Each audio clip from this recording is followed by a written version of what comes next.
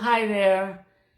Well, today I'm going to again talk about how mindful we have to be, and in spite of that, there are things that come into our house unwanted. I mean, we had to have the content, but I wish the packaging was different, right?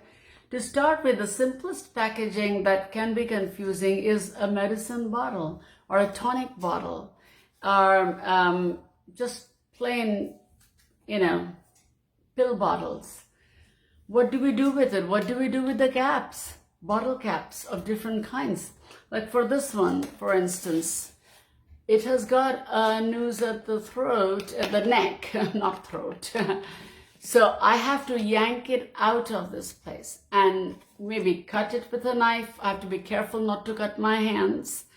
I have to, over time I'm developing a skill to do it.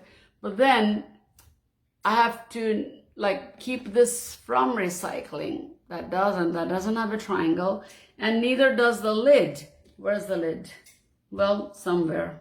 And look at this one. This looks like a benign, same material, both sides. And again, I'm not showing the brand. I've got nothing against the brand, except that when you have something inside, like a squirt bottle, carefully see there's a squirt inside, which has a different kind of plastic in there. So if we send this whole bottle to the recycling, they will have to throw this entire thing away. Take this out, or I have to poke and see if I can take that plasticky thing out. Most likely not, because it is sealed in to do its job.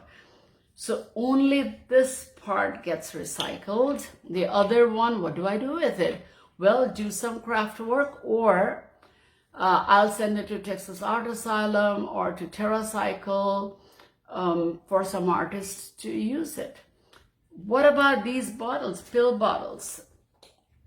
I reuse them for so many, reasons. Taking, some pills just for a short trip, or a little bit of oil is kind of spill proof. So oil, a little bit of a drink or medicine that I have to take, like a liquid medicine. Salt for camping, salt for, this is my best mouthwash for years. Just a little salt on my palm, and then I smear it all over with hot water and out. And my doctor says, wow, that's really cool, because all those, I won't mention the companies, but those blue and green and multicolored fluids, they have their harmful impact. And again, a lot of plastic. So salt has served that purpose. What do I do with these? Well, the lids don't have a number. I have to take that paper out and see if there is a number. Most likely there is no number. In that case, well, again, art supply for someone. Only this part has a number written at the bottom, and I think it's a number 5. Well, I can barely read it. It's so tiny, but usually it's a number 2 or a 5. These hard plastics. What about these? Can you recognize them? They are like toothpaste lids. Now the toothpaste tube is something else full of gunk. I'll show you in another video what to do with them. And these lids, I just keep them filled with water overnight, and in the morning I just hold it under the faucet, and in 3 seconds they're clean. They also go to the same place, art places. You can talk to your local elementary or high school art teacher. They will have some need, or they will know where the artist's hub is, where they will need hundreds of them. And teachers usually use them as counting, little counters, or make a collage out of it, who knows.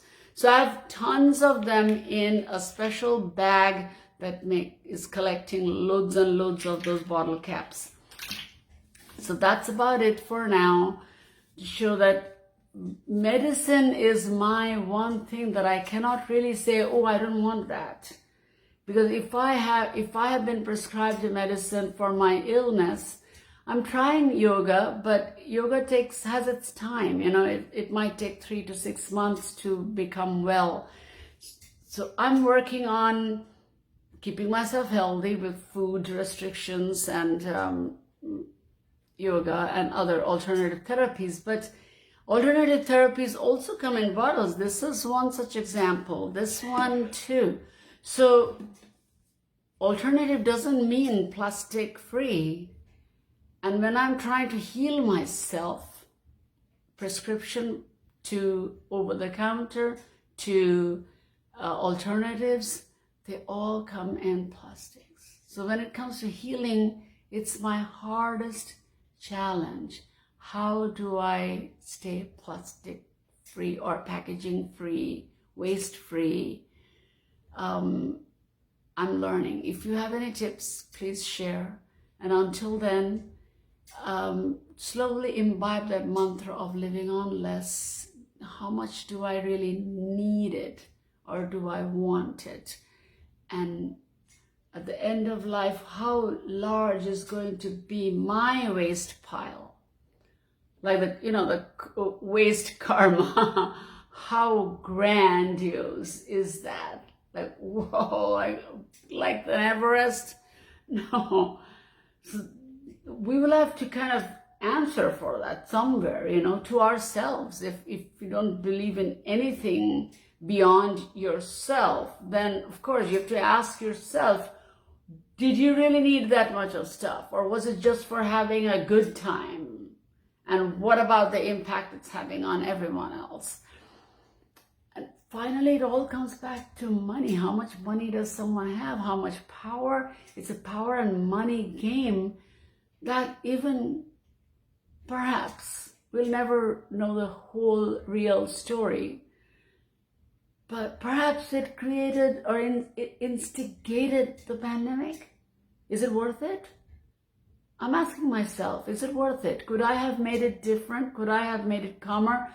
I think anyone in the world would be ready today to be a little less rich, a little less well off, if that meant money would not be the ruling force in this world to give us this kind of a competitiveness where even we could play around with a virus.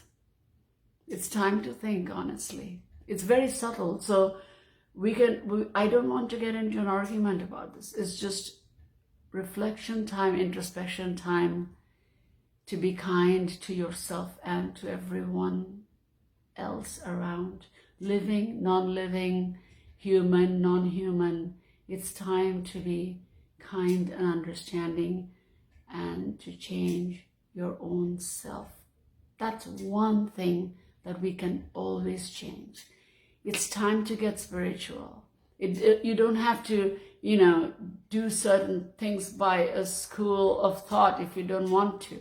But spiritual is listening to your own true inner feelings and the hunger therein, and how that hunger is serving a higher,